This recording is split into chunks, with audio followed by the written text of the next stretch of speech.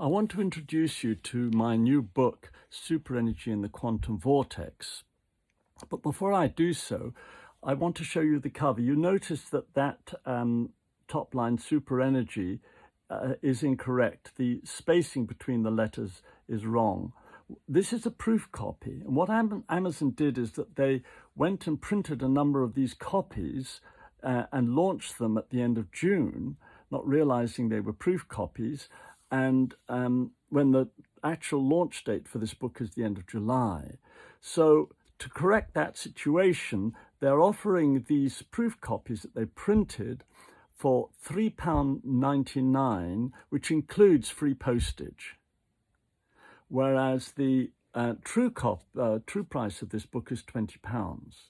So I just want to suggest you go online and get yourselves a copy of this book at £3.99 whilst it's still available, because it's a limited number. And also this is a first edition, and it's a bit like the penny black, with the mistake on it. They became very valuable. This is the first edition with the mistake on the cover, which is quickly recognizable. And these books could become quite valuable in the future as they'll be quite rare.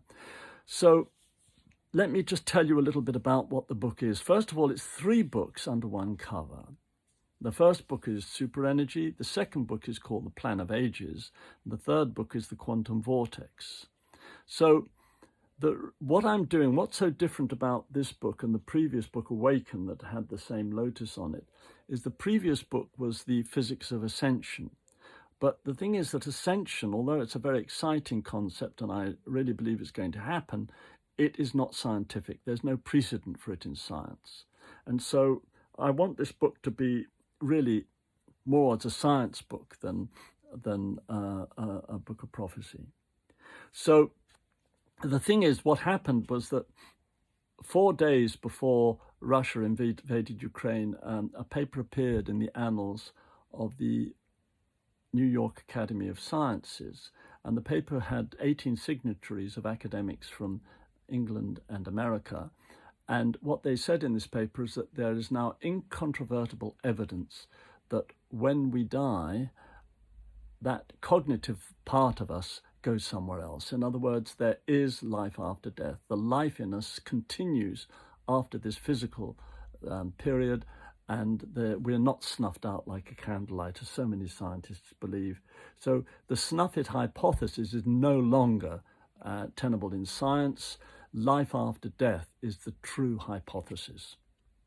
And that's what the focus of this book is on. It still contains the ascension material, but the emphasis is not on the ascension.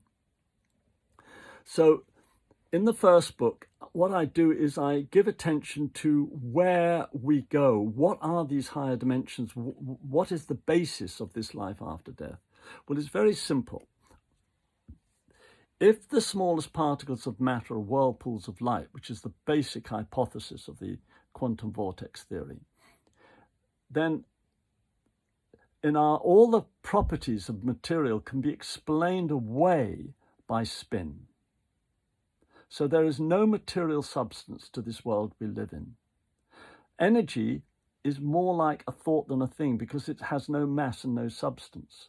So particles of energy are, if you like, little bits of dream.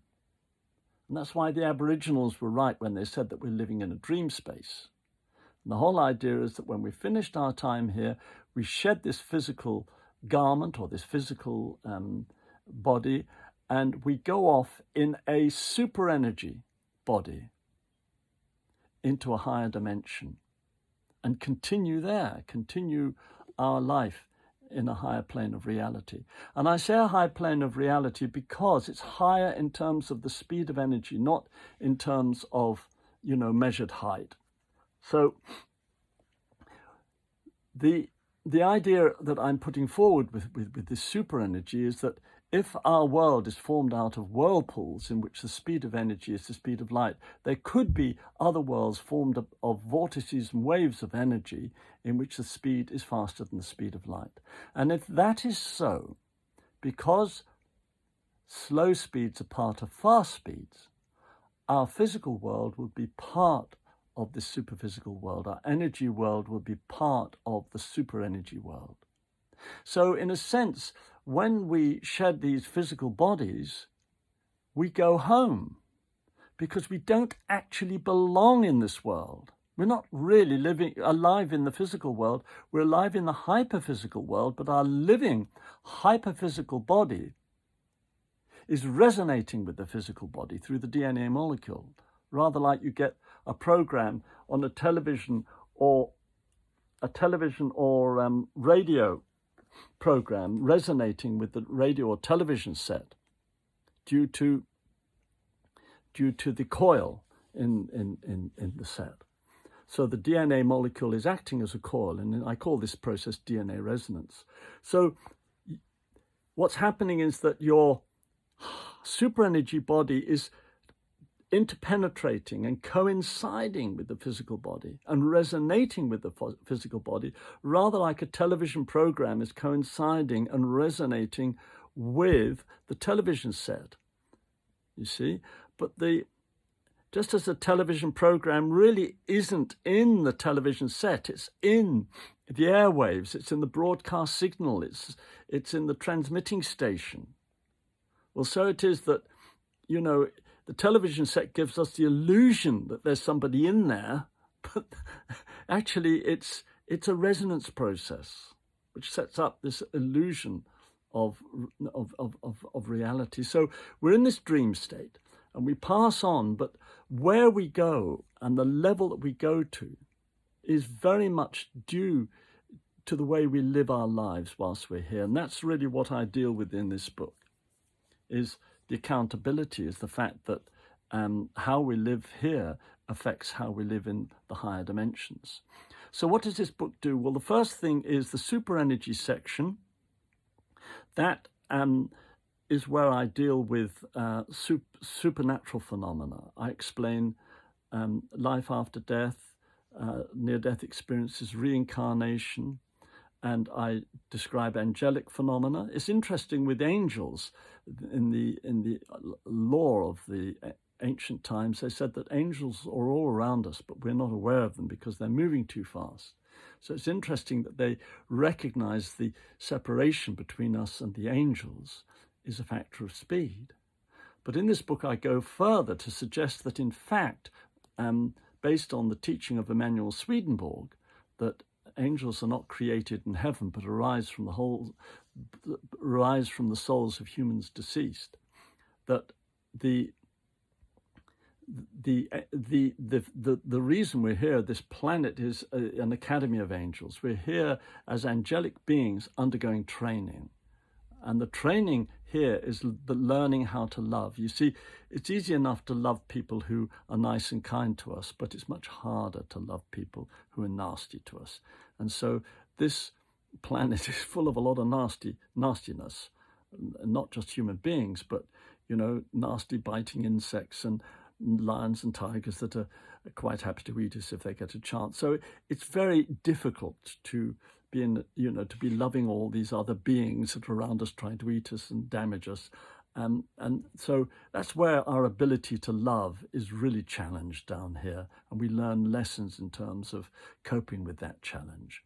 But it's a very short duration. This life here is, in terms of eternity, it doesn't last long. And it's just a day, and it's just a short period of our essential training as angels. So that is really dealt with in the second book, which is the Plan of Ages. That's where I talk about the Academy of Angels and the Womb of Angels. And there's another co-author, my partner Susie Thompson, has helped me enormously with this book, and so has Matthew Newsom. And the Academy of Angels, he made major contributions to that chapter. So we need to remember the contributions of Susie and Matthew in this book, as well as my own input. So the third book is mainly my work, which is the quantum vortex. I'm renaming my physics the quantum vortex, the physics of the quantum vortex. So that's dealt in detail, and really what I've done in this book is I've updated and upgraded and corrected a lot of errors. This particular copy has lots of typos in it. I do warn you, because it's a proof copy, you see. I mean, but so long as you don't mind a few typos, you know, you're getting it for 20% of the intended price. So, and the thing is, it's a very good value, and the content is the same. You're not gonna actually lose any of the content by having this copy. So do take the opportunity to get yourselves a copy of this first edition, and I hope you enjoy it. Thank you very much indeed.